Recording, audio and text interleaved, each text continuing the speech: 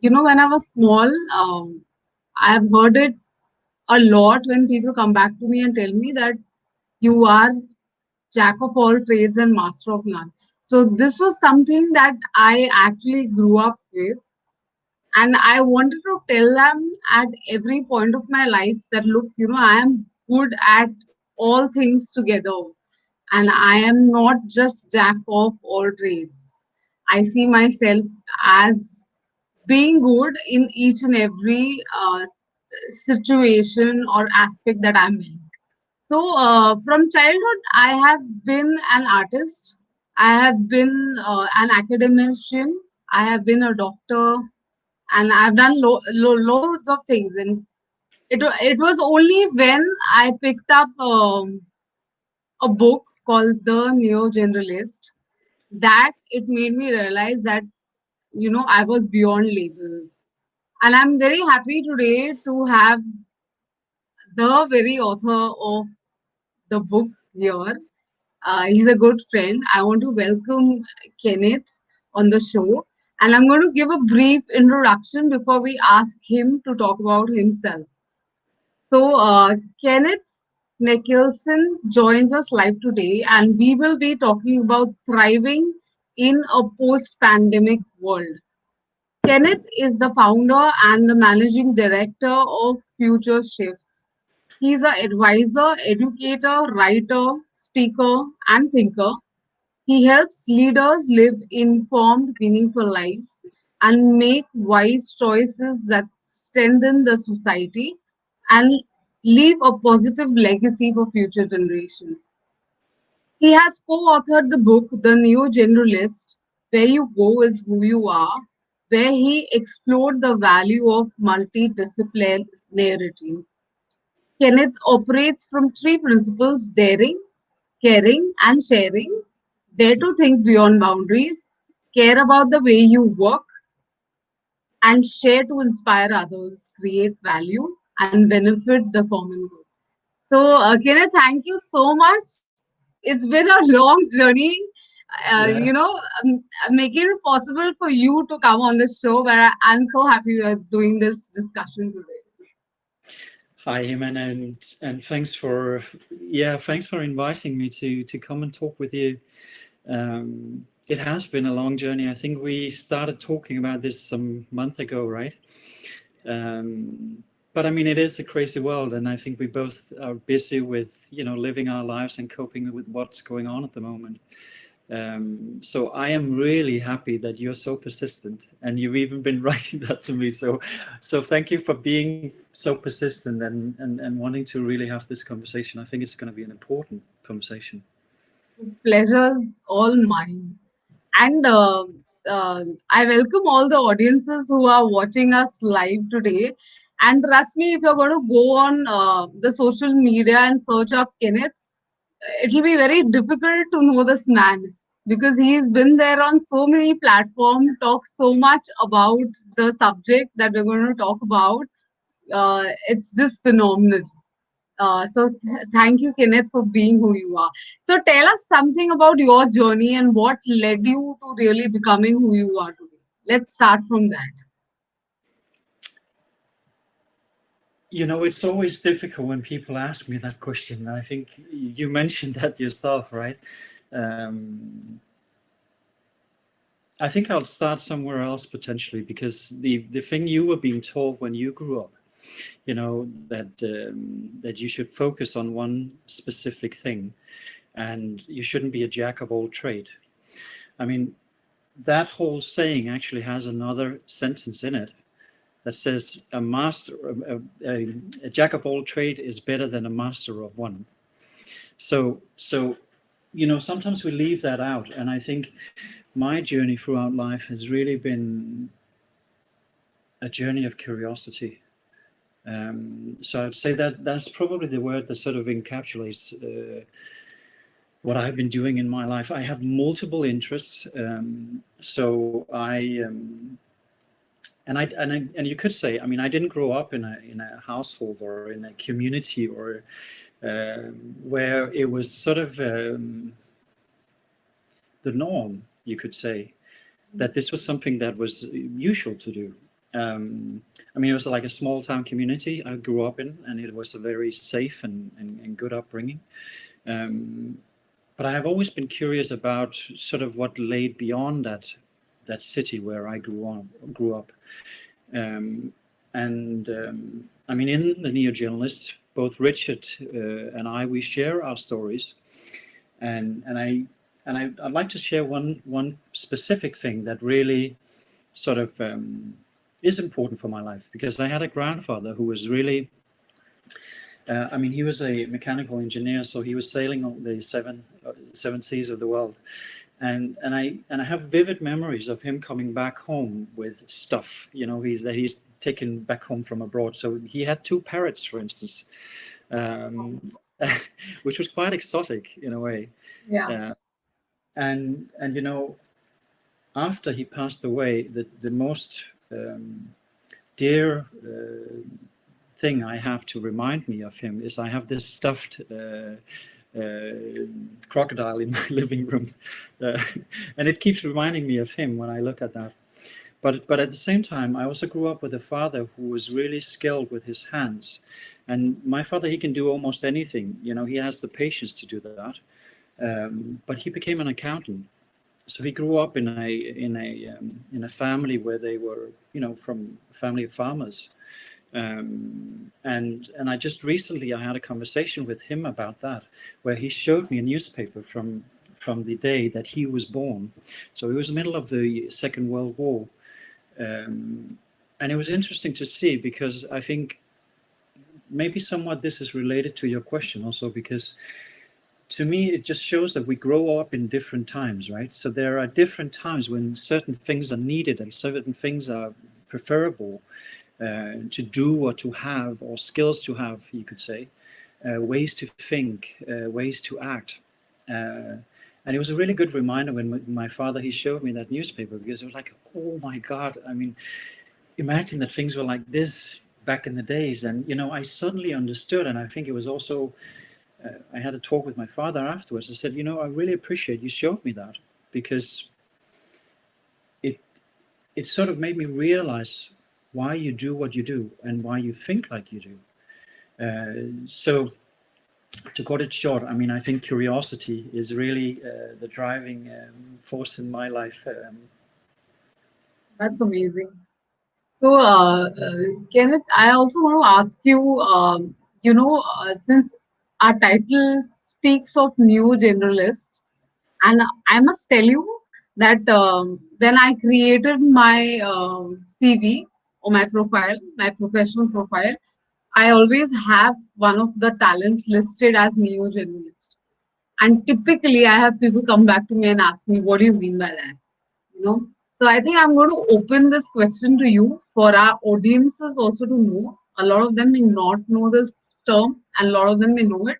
So, can you really tell us what is neo-generalist and how did you come about coining this term? Mm. Yeah, so a neo-generalist is someone who's both a specialist and a generalist. So Richard and I, we used a continuum or an infinite loop in the book to illustrate that. And you could say that that infinite loop is basically like a human loop. So throughout life, you can look at it as you journey through this continuum constantly. So at one point in your life, so you could say specialism on one side and generalism on the other side. And a neo-generalist is, as such, is not locked into either that, you know, being a specialist or a generalist. They move across this continuum throughout life. So at one point in life, they might choose to specialize. And Richard is a good example of that, my co-author, because Richard is the most nerdy person I know in film noir, and he has a PhD in that. That's why we have so many film references in our book. Wow. So he took all of that, and it's informing a lot of the work that he does. But that's not the space he's in now.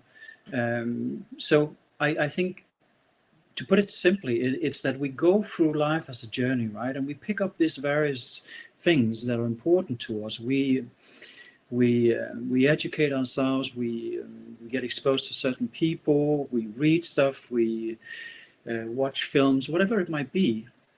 And all of those things combined make up who we are as human beings, right? So the subtitle of our book is Where You Go is Who You Are. So you move across this continuum throughout life. And by picking up all this stuff, you become good at multiplying things or using them in different contexts, right? So it's this whole, I think what we really wanted to challenge in the book was this dichotomy that it's an either or. You are either a specialist or a generalist, and that one thing is better than the other. We don't say that. We say that it's a very artificial and maybe not in the times that we live in, a very beneficial way of splitting a human being into a position so that we can understand what he or she does. Precisely. Now, when you say that, I actually recall that in situations when I have to make a decision, it is normally both my creative personal side that Mm. emerges and plus my analytical side, which is my professional persona that comes up to combine and Yeah. then make a decision. You know, I have picked up a picture and I'm going to show it on the stream here, which is of the infinity loop you just spoke about. Yeah. Yeah. Yeah. So, So you can see this whole movement across the loop, right? It's basically human journey. And of course, you can choose to settle down in one place in this infinite loop. But I think what's important to mention is also that a neo-generalist is often in constant movement across this loop. So they don't necessarily settle just in one place. yes, I think that's one amazing picture that will remain in my mind.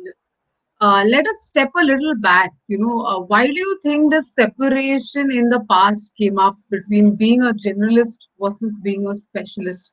Mm. Because not only in lives, but also in professions, like, I can talk for medical profession per se, we have a lot of separations, that a doctor is a specialist in brain surgery, a doctor is a specialist in cardiology. It's never seen as one. Of course, there's a general practitioner, but the value of specialization is much higher. How do you think that began, that came out? Yeah, it's.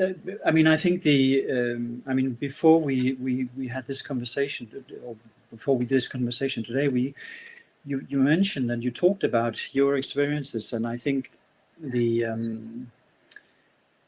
the medical profession is really a good example of that because it's sort of split into atoms, right? Um, and I think it's important to understand that this is not something we arrived at just now. I mean, this is a historical sort of development or evolution, you could say. So back in the old Greece, for instance, in the old Greek, they had this sort of notion that for the ruling class, it was the best thing to be a generalist because then they would know sufficiently about what was going on in society, and then, they would keep the specialists. They would only have a specialized knowledge in one particular field, so they would not be able to take over power because they didn't have the full picture. So in the ancient Greece, I mean, that was sort of a considered to be something noble to be a generalist, someone who was knowledgeable about many things, and not just intellectually, but also practically. So practical wisdom, what is called phronesis in Greek, the knowledge about application and the ability to use your hands, for instance, was super important. But throughout times, and I think especially in Europe, so Europe had a profound impact on the world when it comes to this development. So throughout, we have it in the Renaissance, for instance. The Renaissance, man or woman, it was also considered to be something valuable that you had multiple skills, and I think Leonardo da Vinci is a good example of that. Someone we herald today because of his skills and ability to put things together to cross-pollinate knowledge from various domains.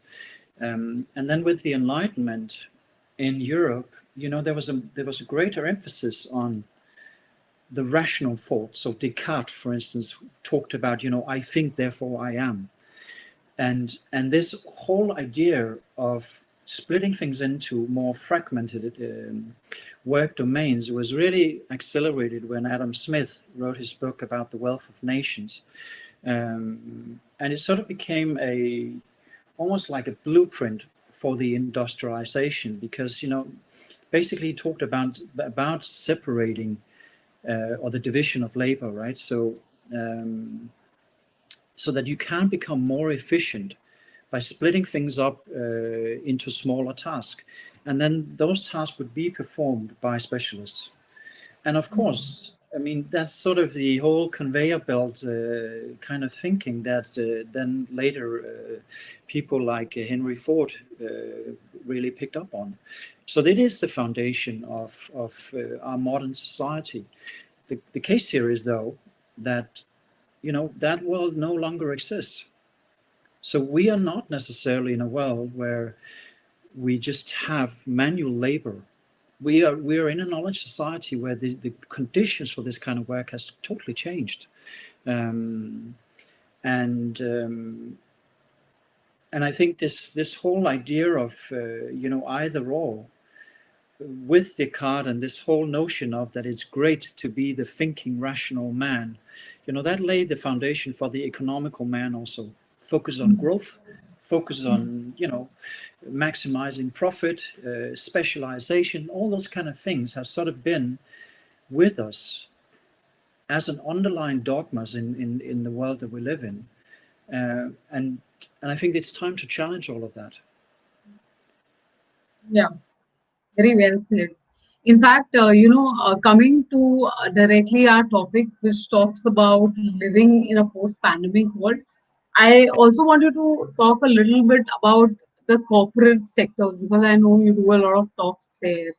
And since a lot of my friends from the corporate sector are also on the show, it's very easy to label a resource or a person under one category Mm. and then, not use him for something else because he's a specialist, say, in marketing or business strategy, and you don't want to really take the risk of trying him in some other field. Would you talk a little bit more about categorizing at workplaces? Yeah, I labeling is such a is such a. I mean, we are so good at that as human beings, right? So we put labels on each other, and the reason why we put labels on each other. So I'm a head of marketing, I am head of innovation, whatever it might be. It's because those labels make it easier for other people to sort of grasp what we do. The only problem is you're not just a marketeer, you're not just an innovation officer. You're so much more than that. And I when I gave my TED talk in Chennai, I can see Rajesh is here, who was actually the guy who invited me. It's lovely to see him here. Um, I said that a way to think of it in a more practical way is that you can be a daughter, you can be a mother, you can be a sister. We have multiple roles in our lives, and that's part of our identity. You might be Indian, but you might be a Hindu as well. There are various ways and layers, like a multi-layered. We have Yeah, multi-layered identities, right? So by restricting it just to one label and saying you are this, so please stay within the box because otherwise I don't know what you're doing and I can't figure it out. It's really lazy work in a way, I would say. totally. And Kenneth, you'll be surprised. I still remember when I joined my first job, my manager was the medical director then, and he interviewed me only basis my interests. See, he asked me about my hobbies. He asked me about what I do on free time. He never asked me my qualification. Because probably that was on the CV, and he never asked me what my experience was. So at that particular time, it didn't really strike, or I didn't understand how did he really decide on he whether he wants to hire me. But now when we talk, I realize how the skills can actually be fungible on different fronts. Mm. And you're that one person and not just one label that you come onto as a role per se. I think it's a So lovely, it's a lovely story, because what he was basically looking for. He wanted to understand who are you as a human being, and you can. It's rare that we can read that out from a very linear CV, because it doesn't tell anything about what else we do in life. It doesn't tell anything about how we view the world, what we treasure in life, or the interest we have, or and it often leaves out all the fun stuff, right? That makes us exactly, human. exactly. So now, since we are on CV, how do you see the new age CV looking like? The era that we are in right now, where we actually have to reflect what we bring to the table as a person. Mm. How do you envision our CVs to be like? I would hope that they would be three-dimensional, somewhat, if possible. So I'm a huge fan of illustrations, and I call them like aha visualizations. So when you put it in front of someone, it immediately creates some thoughts the person in front of you, right? So a way to do that is to, I think there's a lot about courage in this, that you don't necessarily just want to put in front a traditional linear CV, um, and that you dare to somewhat challenge that. Um, are you Do there? you hear Or me? Yes, yeah. now I am. No, so I'm just saying that, this whole idea of having the courage to challenge what we consider to be the norm.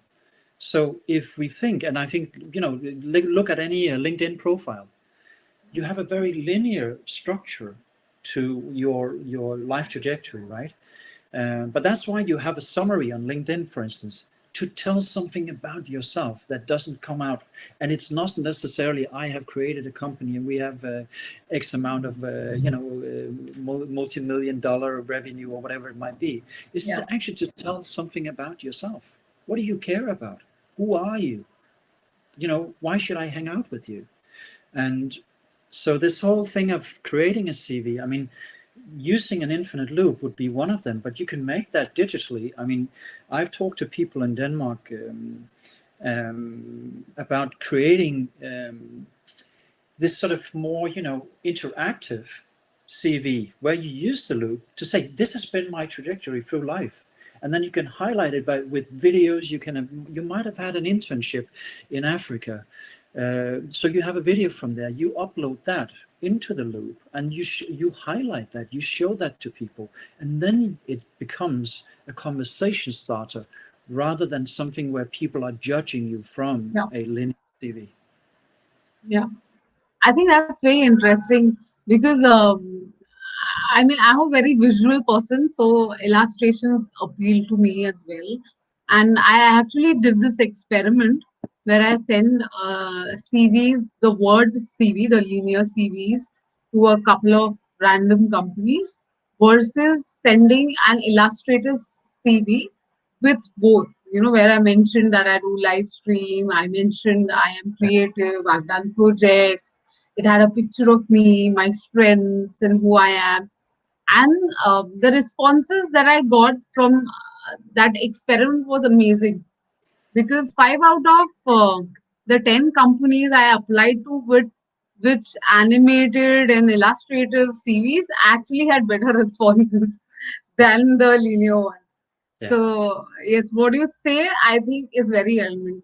Let's come to the pandemic era, you know, and I had a small game I put up on my WhatsApp status update saying that do you want to thrive in pandemic or just survive? And I had a lot of responses there saying, "Oh my God, we want to know what is the key to thrive and be successful post pandemic." Yeah. So, what do you think?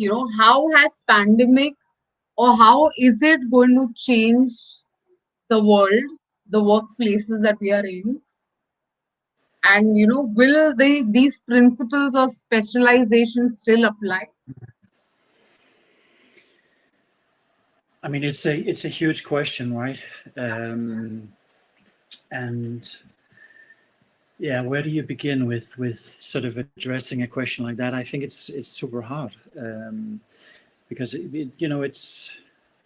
I can share one thing with you that I've noticed that I think really matters with where we will go after all of this, or in the direction that we are going in as well. So quite early on in March, when the pandemic sort of became global, I started noticing that a lot of people went into problem solving mode. Yeah. So it was a very, narrow road. So there are things we need to fix. It has to be fast. It was often very automatic responses that people had. It was quite emotional, and it was about very tools orientated. It was like cause and effect. There's this stuff happening over here. We better do this. So it's almost like a frantic way of acting. A different way of approaching this would be to look at what's going on as a condition that we need to absorb, a new condition, a new reality that we have to absorb and that we have to adjust ourselves to. So rather than being symptoms treatment, the problem solving mode, it becomes cause treatment. It's way slower, it's more deliberate, it has way more reflection in it. And I think it's way more related to systems thinking, a more holistic way of thinking, and it's not something you can measure. It's not something you put into a spreadsheet. And so, why am I saying this? Because whether you deal with the pandemic, primarily look at it as if it's a problem that needs to be solved or a condition that you need to adapt to, really matters. And I do believe that because I think many of us has come to realize that the way we lived before was potentially not that healthy for us. And I think it has a lot to do with sort of that the idea of capitalism is being challenged at the moment. So this idea that we live to consume and we consume to numb ourselves so we don't have to relate ourselves to what matters in our lives, the essential stuff. So, it's not unnatural here in Denmark that people, they almost felt this entitlement of, I need to go on vacation at least 5 times a week or a year. I'm entitled to that. Why should I not go to Greece just because of a pandemic? And that kind of really egoistic kind of behavior is something I would love to see change. But at the same time, PMA, I think, and sorry for going on here, but I think the response for the pandemic, or when it comes to that, very much relates to what the great sociologist Sigmund Bauman called liquid modernity. So that everything is liquid, everything is up in the air. The institutions that we thought of would be supporting our lives, and everything was stable and solid. It's fluid, it's liquid. And in a society like that, it becomes super important to be adaptive. And learning really becomes important, because it's through learning that we adapt ultimately. But I'm also concerned that we live in a time right now where we have a fragmented sense of reality. So let me give you an example of that. So you might have a nurse in a hospital in Mumbai who goes to work, and she needs to deal with the consequences of the pandemic, right? So she's in the front line, being exposed to all the illnesses and the destinies, and people might be dying and all of that. And she needs to give comfort to people. She needs to care for people. Then you might have an executive who's sitting in the office in a glass and steel tower in Mumbai, going to work, or maybe even working from home. Things are like normal, basically, but you just have to do your work digitally. Yeah. It's about execution. It's about getting stuff done, right? You still get your paycheck. You still have your pension. But what about the chaiwala who's down on the corner of that office store, who doesn't have the ability to sell his coffee or tea anymore? And what I'm saying is that they experience what's going on right now differently. And then imagine when we come out of that and we need to have a conversation about what really happened. They come with different types of perceptions of reality. And that negotiation about who do we want to be going forward, where do we want to go, and who do we want to become is super difficult, because they come in, the executive might say, yeah, but now it's just back to normal. And the Yeah. chaiwala might have lost his livelihood. He might have, Mm. a child might have died Mm. because he couldn't afford to take care of it. So how do we put that together and come out, not where everything becomes a dystopia, but where it might be a utopia in a more positive note, a more hopeful way of looking at the world, rather than one where it's just dog eats dog and fast pace and busyness, and we just need more growth, and I need to make more money, and I need to buy more stuff to fill an empty void inside myself.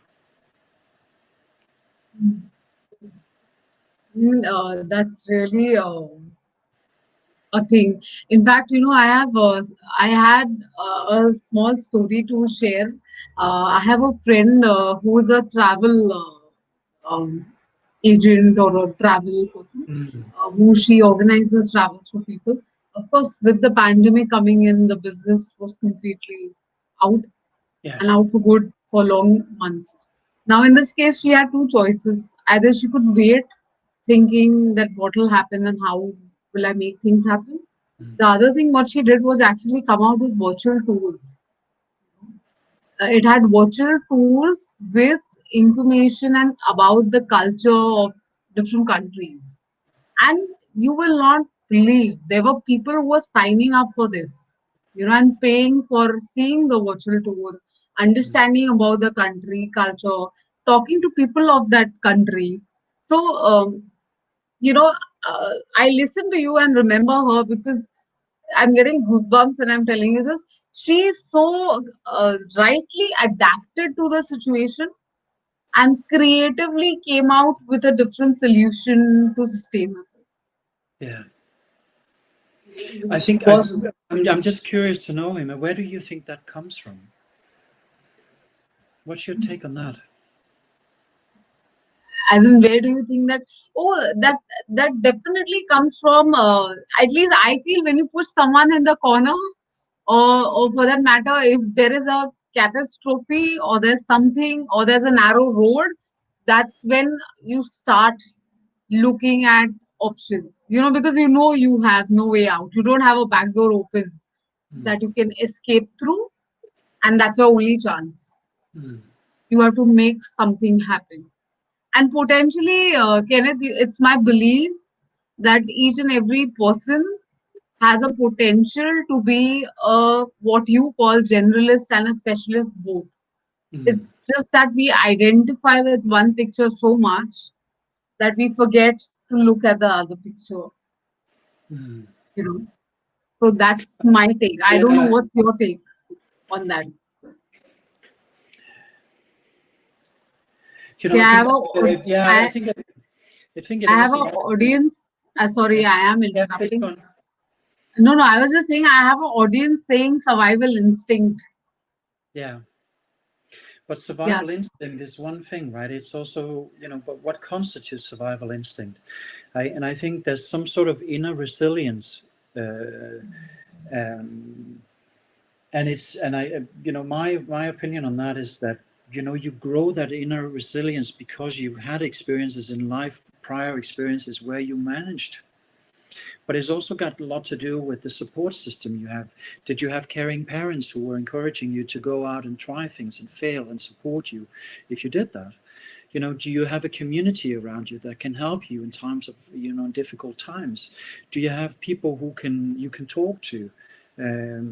Also, about the things that are hard in life. People that can console you when things are difficult. Um, and so I think, of course, and it helps, the example you just gave of your friend there. I mean, it was an example of that she had a knowledge about something that she was applying in a special in a domain, right? But she took that knowledge and she cross-pollinated with something else, and then thereby she created a new opportunity for herself. We have a question from Lars in the audience. I'm going to just display it on the screen. Let's take that. It says, in historic terms, is the developing world more prone to have more neo-generalists than the developed worlds? How can both sides learn and initiate changes from this right Hmm. It's interesting. Lars is one of my best friends, so thanks for now? and Lars is based in Mumbai, so uh, Hi, Lars. Thanks yeah. for asking that question. Um, and it's not even So, something discussed before. So great question, Lars. yeah, Um, I what? think in you know, I can speak from my own experience only, right? So since I've traveled a lot in India, I've seen examples of that in the developing world, because you know, part of surviving in India is also that you have multiple skills, um, and but I do also think that there are certain you know countries around the world where the concept of specialism is more ingrained into the cultural norms and society and institutions. So in India, for instance, um, many of the conversations I had with some of the younger people who attended the TEDx talk in Chennai came to me and said, you know, and they really, and it's a conversation I constantly have with the younger generation in India. So my parents have expectations of me to become either a doctor, a lawyer, or an engineer. Those are the three major specialist domains, right? Because it's perceived as being somewhat of a safe journey, something of a journey that creates stability, upward mobility, so that you get higher up in you know, and you improve your living conditions. um, the only thing is that the people, the norms, you know, the parents who say that don't have the experience that the younger generation have. Because I can tell you, I mean, from the conversations I have, they very much feel this. They don't talk about neo-generalism. They feel that it's needed. They might be an entrepreneur for a certain period of their life. They might create a startup. They educate themselves. And I think some of the people in Ratish's, you know, communities, they're really good at supporting each other. They learn from each other. He's a great mentor, so they also have a mentor in their life, right? So, in that sense, it's by putting, it's almost like patchwork.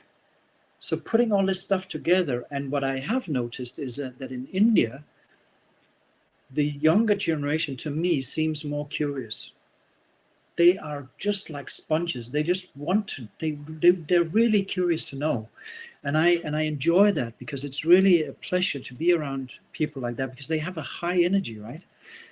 But I would also say there can be somewhat of a dark side to that, because it becomes almost like consumerism. I want to consume this new idea, and I will only spend 5 minutes on it, then I'll move on to the next. And that's not how you learn. That's micro learning, but it's often shallow and surface learning, and it's not deep learning. And there's a huge difference there. So, since we are talking about the education system, can you also talk a little bit about what is the role of education in creating generalist and specialist? Because, Mm, like you said, education is one aspect which is very important. And people start off with things like, okay, I'll be a doctor, I'll be an engineer. So, mm. can you talk a little bit more about that? Yes. I mean, if we look at educational institutions, I think it's important to also notice that, you know, throughout times, the standard have been different, you know, according to what it meant to be an educated person. So, you know, in our book, we talk about the importance of Bildung, which is a German word, and it doesn't exist in the English language, but it basically encaptures that you are someone who engages in, you could say, life-wide learning. You learn from multiple contexts, from a grandfather, from attending, being a scout maybe in your youth, and then it's lifelong learning. You never stop learning, and then it's life deep learning, learning about yourself, learning about what's important in your life, questioning, why do I think and do and act like I do and behave like I do? What has what has put a mark on me in my life? What am I influenced by? And when it comes to educational institutions, that was back in the days, especially in the 1800 in Europe, and especially in Germany, the idea of becoming this fully formatted human being was the idea, and not just being a one-sided specialist. But I think nowadays, in any educational system around the world, we are being forced into choosing a direction quite early on. And when you are 16, 17, how do you know what you want to spend your life on? That it locks you into a position. And bear in mind with what Zygmunt Bauman talked about, a liquid modernity, a liquid society that constantly shapeshifts. How can you know that you have picked the right one, the right specialism? And that, I think, becomes really, that becomes somewhat of a challenge for everyone. And I don't see that the educational institutions are very good at addressing this, because, as I said in my TED talk, they are mainly built for consistency and predictability. They're like super tankers that are super slow to turn around. And I think they have also, to a large extent, become money machines. So we have commoditized education. And I think in India, it's a really good example. Just look at how many private schools there are. And, it's become an industry, become a factory floor where you put one person in, and then you churn them out through the factory, right? And I think that's something we really have to challenge, and it somewhat relates to the idea of this kind of adaptability and resilience that we talk about, because we need to take responsibility for our own learning, and that's human agency I'm talking about here. I mean, it's really about using digital media, for instance, wisely, to connect yourself with people like yourself, people who have something to say, people who have a generous heart, who wants to share their knowledge, who wants to educate people, and that you can learn from. So that's the sort of life-wide context. Find the good people, the signals, right? So, and there are many people out there, and there are multiple opportunities to connect with them nowadays. It's not like back in the days, you had to travel in Yeah, Europe. You had to travel 3 days to get to university down in Munich, and then you had to go to the library, and there was just one copy of one book, right? yeah. Um, Things have changed completely. yes, So we have another question. Hi, Celine. So, do non-marketable skills have a future in our capitalist system, humanities? I think they are. It's a great question, and hi, Celine. It's good to see you here as well. Yes, the short answer, I mean, and I think one important thing to notice, or one thing to be aware of also, is that, of course, when we talk about this, we bring our own opinions, ideas, and experiences, and that's the base that we talk from, right? Our own foundation. So I have a huge sort of belief in that we need the humanities more than ever. And it's also somewhat of a false dichotomy that you split it up into the sciences and humanities, right? So this whole idea that we just need STEM education. What about all the things that we talked about, with wayfinding, finding your way in life? Can you do that only with a mathematical degree, for instance? Isn't it really something about, our deep inner psychological needs and wants? Is it something about, you have to know something about where society is going, which relies on sociology? Is it about philosophy, where it's about asking the grander questions in life? Who am I? Where am I? Where do I want to go? So I think in that sense, the capitalist society doesn't necessarily value those things because they consider them to be arty-farty and of non-monetary value. But the thing is, we risk becoming robots in a world like that, and we are super bad at competing with real robots. So I don't think that that's a favorable way to go down. I mean, I think we need that. Those are the things that make us essentially human, and we need to be more human than ever, I would say. Yeah, another question. I think that's relating to your talk about education system. That's my dad. Agreed that younger generation have more exposure. I think by exposure, what it means is to have more experience of different things before you can get into one specialization. Yeah. Do you not think that exposure is most important factor for person's development? Yes, I think it is, and bear in mind what I also said about that um, that it's not an either or. I mean, essentially, you know, I'm an existentialist, but I'm also a Taoist in a way. So, we're looking at balances in life and, imbalances, and to have exposure, just look at it. And so if you have the world in front of you, or it might be like a buffet, let's use the example of a buffet. You go up to the buffet and you try a bit of everything, right? To Yeah. figure out, what do I really like? How can I combine the fish with the cabbage? Could that be a good combination? So in a way, I think it's good to be exposed, because then you have multiple options. And then it's about figuring out, how do I combine those options? And in order to do that, of course, you have to have tasted multiple dishes on the buffet, right? Yeah, I love buffet. In these times, it's probably not the wise choice, but Yeah, it is not.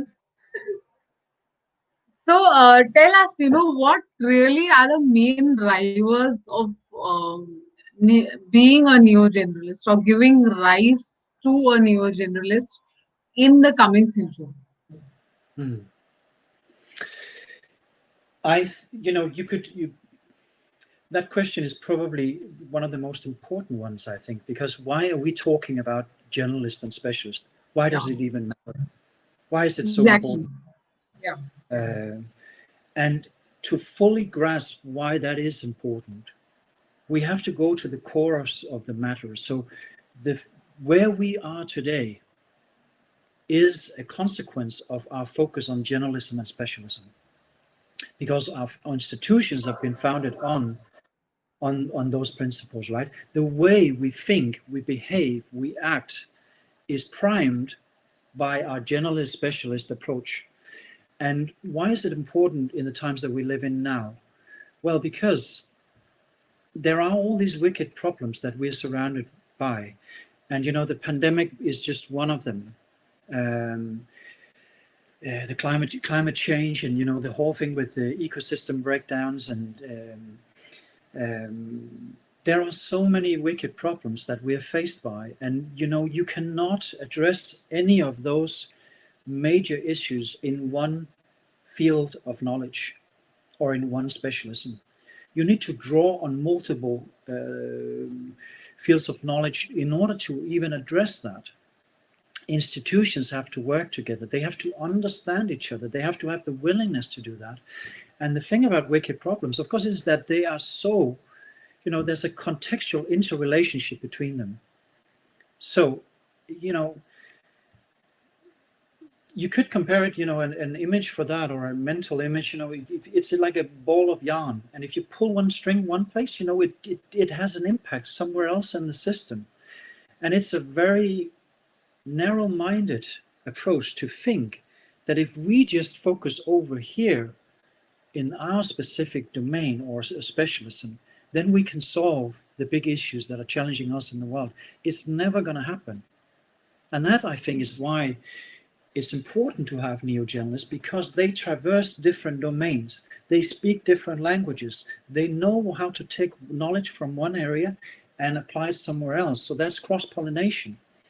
It's having the ability to understand the language that is being spoken in one specialism in order to negotiate a new reality with the people who are in potentially a bubble. So, in a way, they have this role of poking holes into the bubbles and letting in fresh air, I would say. Yeah.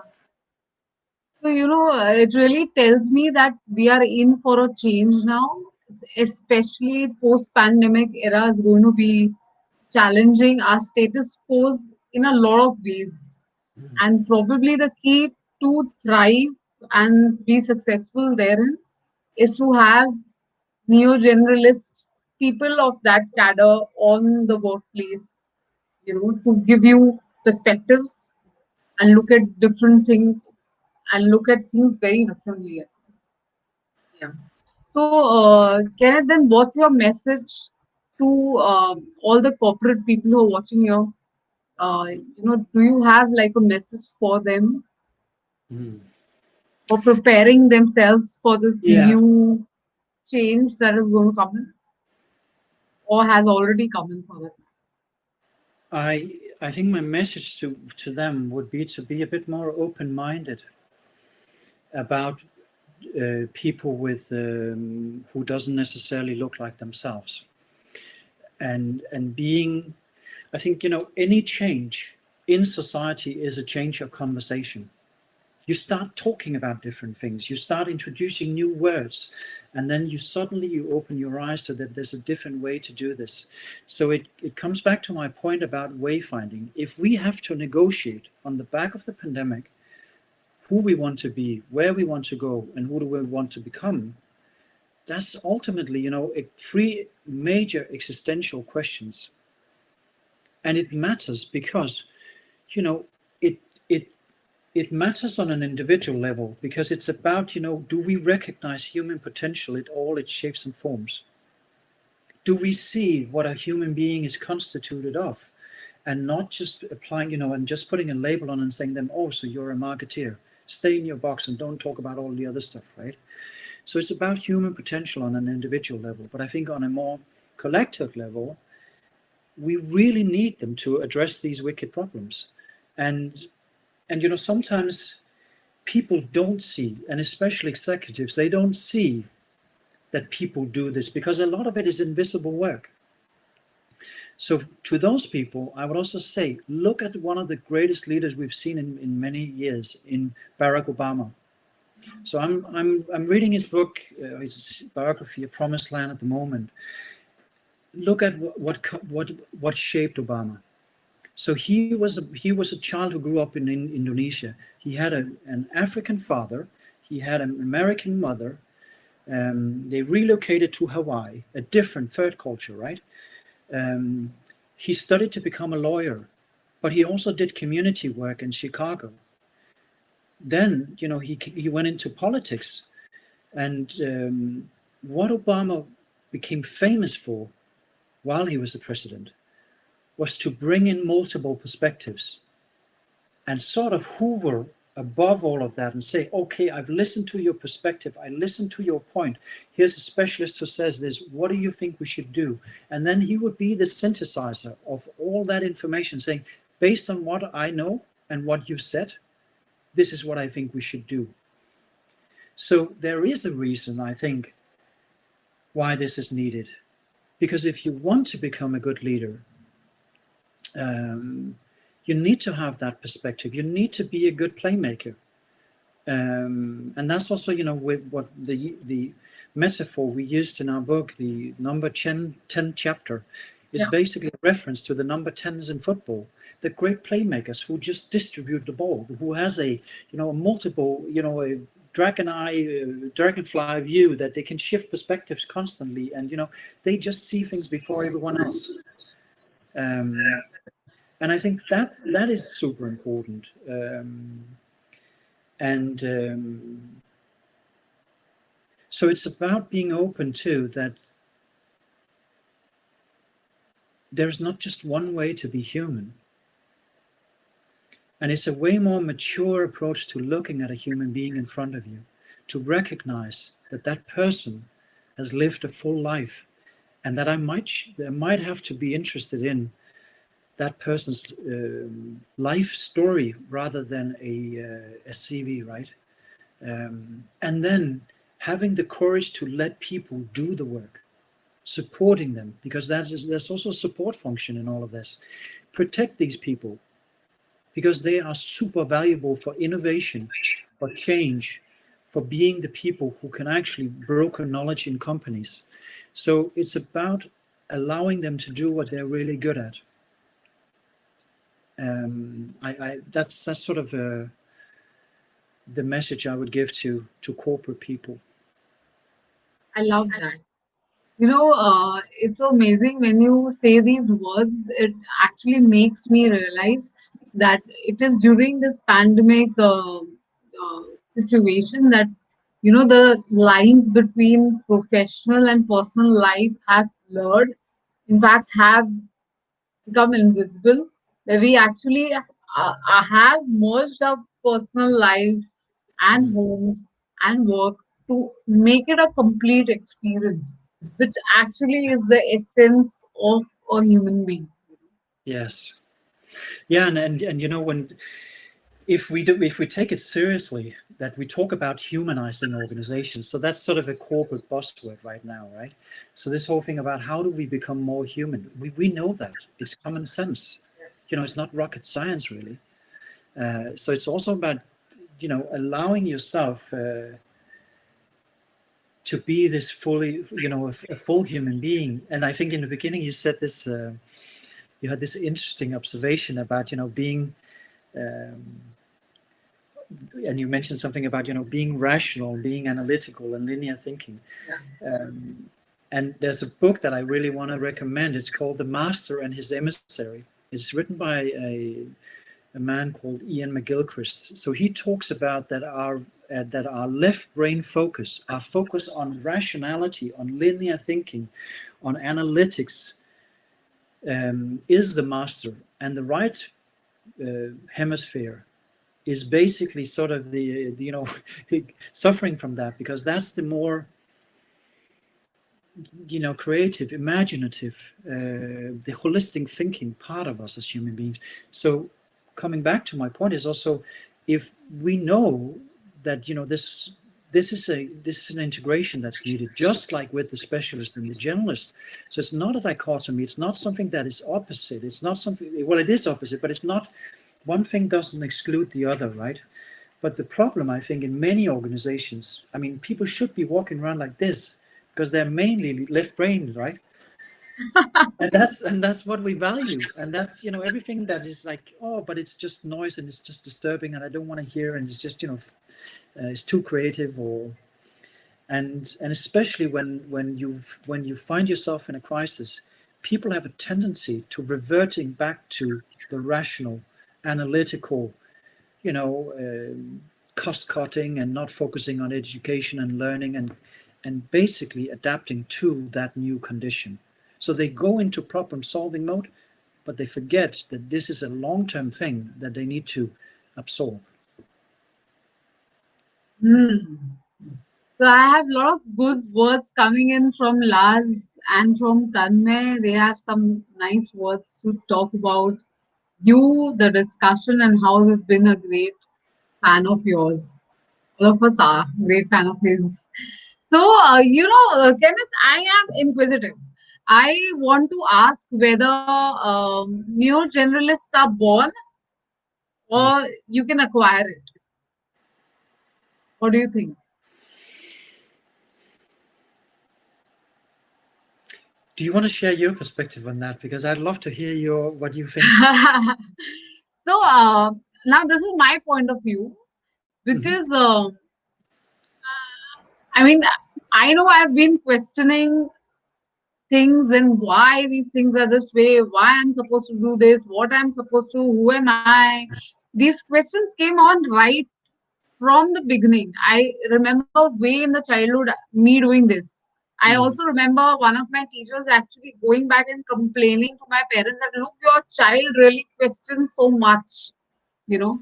So mm, I would like to believe it comes naturally to me, but I also want to say that learning can add to being a neo-generalist. You can mm, acquire it, even if you innately don't have the interest or the inclination to question or learn or be curious about something. That's my point of view. So mm. it may be innate, but it can be acquired through learning. That's what I think. What's Yeah, your take on this? yeah, but it's a great. I mean, I really follow what you're saying there. So it's the ancient question about nature or nurture, right?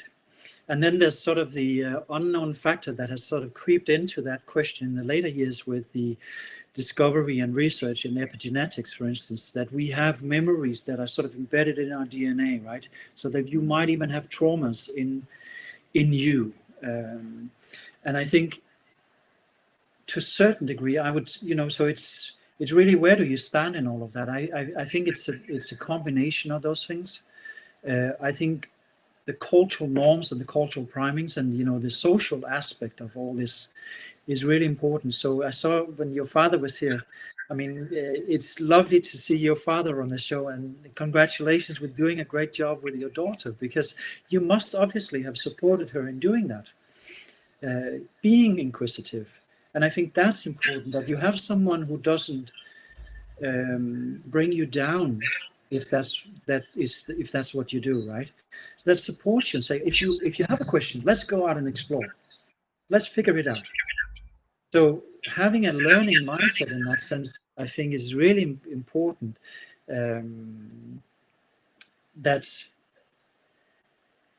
that in a way it's about having support, right? But then also, I think the educational system really matters a lot here, and so does the organizations, because the institutions we have, they are still very old-fashioned when it comes to all of this. So you might have that multifaceted life, and then you're getting into the corporate ladder, and then you're being asked to suppress all of that and just do your work, right? um, so to a certain degree, you can ask yourself, children, don't they just have this naturally? I think they do, but we sort of educated out of them. And I think that's a shame. I think that's the real shame of all of this. So the recognition of that we are, um, I was just I came to think of my mother when we were, when we had to do this talk, and she always used to say to me that you can do 3 times more than you think yourself, and 10 times more than your mother think you can do.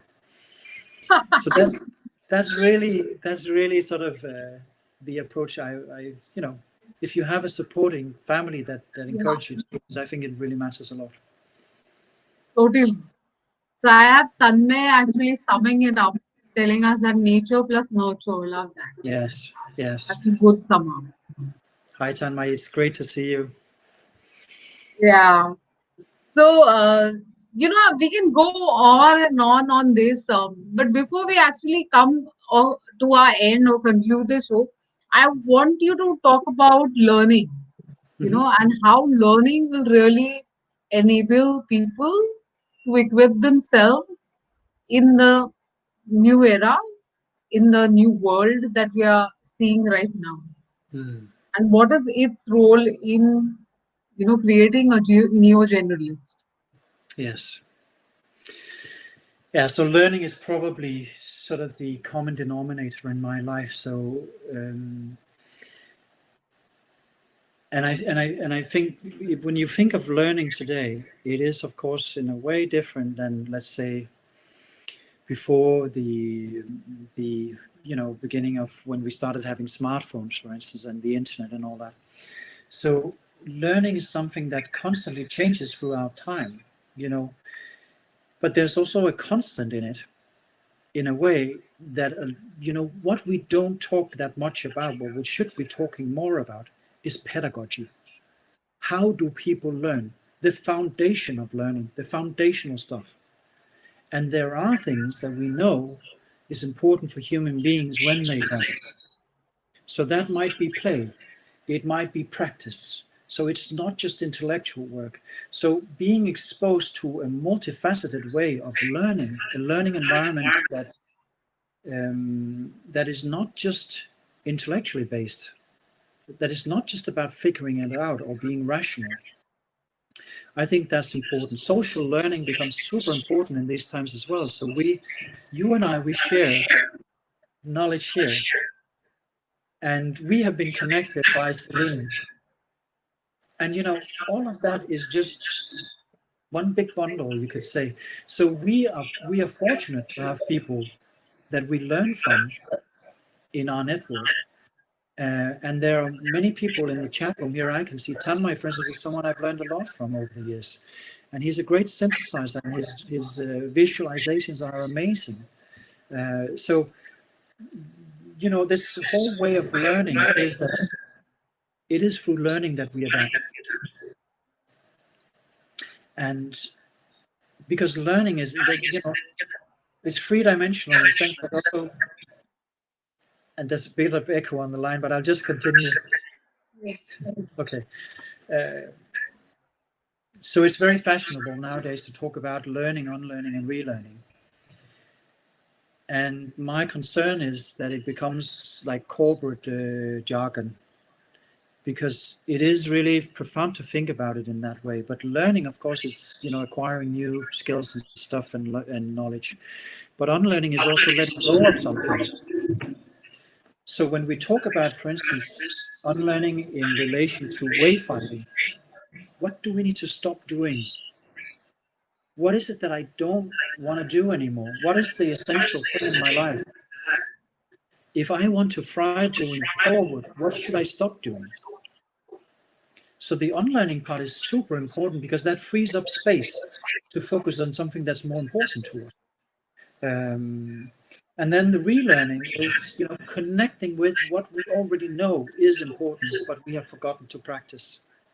And there's a lot of stuff out there where I think the pandemic has also been a reminder of that. Why don't I do that anymore? Why am I always focused on the new and the shiny and the 3 steps to success? Maybe there's a more foundational, deeper rooted knowledge that I need to apply and learn in my life and use in my life, rather than running out to find the next big thing. That's well said. So learn, unlearn, and learn. And relearn. Both and relearn. Yeah, both are important to actually tie up your lives. So I want to thank all our audiences, because they've been really active, and thanks Sandhya, thanks Tanmay, thanks Lars. One of the ideologies of the platform is also to promote learning, and this is learning by discussing, so that we have different perspectives from our guest speakers. So, any last words? Kenneth, I can go on with you, and there's so much to talk about on this topic. It's much larger than we can actually see. The impact of being a neo-generalist or generalist versus specialist is much larger in the world than just what it appears to be like. So, any last few words for especially parents who are nurturing these children who are going to be our future? Because see, I've always believed that when we are getting or acquiring education, we are learning for 20 years from now. And our education system isn't equipped with that, because the education system teaches us in the now. But 20 years from 2020, the world will not be the place it is right now. So, you know, I want you to give them a message, how to be with their children, what to do, how to prepare them, and equip them, and help them achieve their full human potential that you talked about. Yes. How do you give advice to the elders? Haha. um, I think it's really important that we focus on intergenerational learning. So when I talked about relearning, I think in a digital world there's something we have forgotten, and what we might have forgotten is the deep conversations, the undisturbed work, the the sometimes I think it's rather sad in a way that if we have a wider freeway for knowledge, but we have a narrow attention span to use it wisely. So sometimes you have to leave, put your phone away, be present in the moment, not constantly focusing on the. I think it might relate to the whole thing about busyness, the stillness.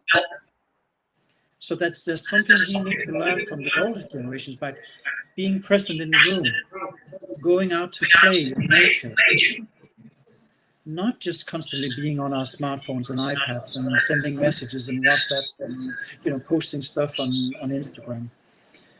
It's that presence in the moment and then valuing or being aware of the value of face-to-face communication, human interaction, physically also. And then I would say also what they should also potentially focus on is to address one of the big illnesses in our society, namely that we become more and more egoistic and individualized. So it's about what can I get from the world? What do I need?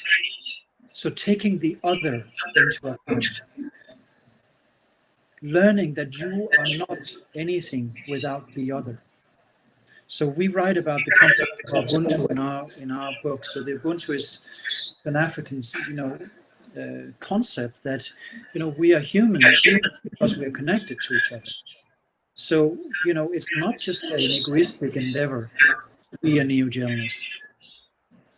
You need to have an eye for the people who are less privileged than you, or the people who you can do something for without getting necessarily immediate benefit out of it. And I think the younger generation has a better eye for that potentially. Wow. So, Kenneth, thank you so much. We finally made this discussion happen, and I really want to thank you for doing this. And for people who are watching us for the first time, I want to invite you to the platform. The platform is called Lose Your Blues, as in lose your stress. And we promote stress free living. We also promote education and learning, what is called as life skills, which probably you don't read in books. And my name is Hema Bajaj, and I'm a medical doctor by education and profession. So, Kenneth, I want to thank you. I want to thank my current audiences who are live. Also, for people who will watch the repost later, we want to invite you to please interact, ask any questions you want to. Kenneth is not going anywhere. He's still there. He's still connected to me, to the platform. If you all have questions later, you can come back and you can put those questions in. And it's a kind request, because based on the analytics that we're doing for this particular platform, we've noticed that the regular viewers also don't like and follow the platform. It is very important for the Facebook algorithm, and in order for the videos and the live talks to reach to more and more people, I would please request each one of you to like, share, and follow the platform. That would support us a lot. Thank you so much. Thank you, Kenneth. Thank you, Hima, and thank you for inviting me and all the great work that you're doing. So keep up the good work. Pleasure's all mine. Bye. Bye.